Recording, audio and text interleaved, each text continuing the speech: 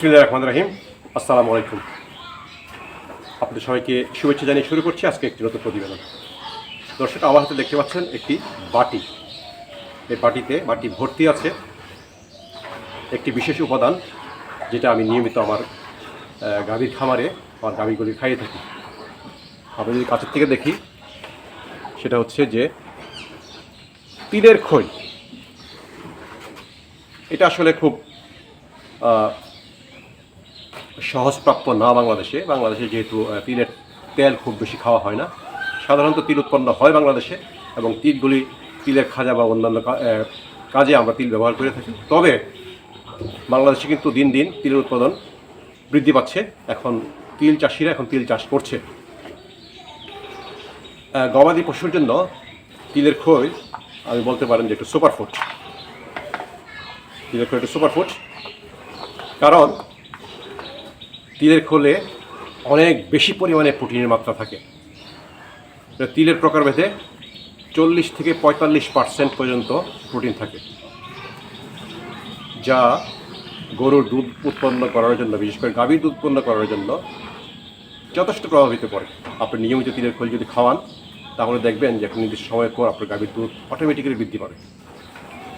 আমরা যারা খামারিরা আছি, তারা অনেকেই খৈল খাওয়াইতে চায় না। আপনাকে মাথায় রাখতে হবে যে আপনাকে অবশ্যই খৈল খাওয়াতে হবে, কারণ গাভীর শরীর ঠিক রাখার জন্য, তার দুধ বৃদ্ধির জন্য, এবং ভিটামিন মিনারেলসগুলো ঠিকমতো সে যেন পায়, সেই বিবেচনা আপনাকে তিলের খৈল খাওয়াতে হবে।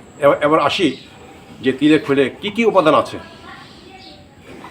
আগে বলেছি যে তিলের প্রকারভেদে 40 থেকে 45% পর্যন্ত প্রোটিন থাকে। এছাড়া ফ্যাট থাকে, ক্যালসিয়াম সমৃদ্ধ খাবার, sodium, phosphorus, potassium, manganese, magnesium, vitamin মিনারেলসে ভরপুর তিলের খৈল। দামও খুব বেশি না। এটা আসলে যদি আপনি উত্তরবঙ্গের দিকে তাকান, বিশেষ করে রাজবাড়ী, কুষ্টিয়া, পাবনা, সেখানে তিলের খৈল বিক্রি হয় 44 থেকে 46 টাকার মধ্যে, যেটা আমাদের যারা খামারি আমরা করি, যে খামারের দানাদার খাবারের মোটামুটি দামের সাথে ভারসাম্যপূর্ণ। আপনি যদি ব্যবস্থা করে এই তিলের খৈল আনতে পারেন, এবং প্রতিদিন একটা গাভীকে 1 কেজি করে তিলের খৈল খাওয়াতে পারেন, আধা কেজি দিয়ে শুরু করেন আপনি, তারপর 1 কেজি পর্যন্ত উন্নত করেন করে আপনি তিলের খৈল খাওয়ান, আপনি দেখবেন যে আপনি পরিবর্তন লক্ষ্য করতে পারবেন। তো আসলে গাভীর খাবার বা গরুর খাবারকে লাভজনক করতে হলে আপনাকে এই দিকে মনোযোগ দিতে হবে, এবং আপনাকে খৈল খাওয়াতে হবে। এবং তিলের খৈল এই ব্যাপারে অনেক বেশি সুন্দর ভূমিকা পালন করবে।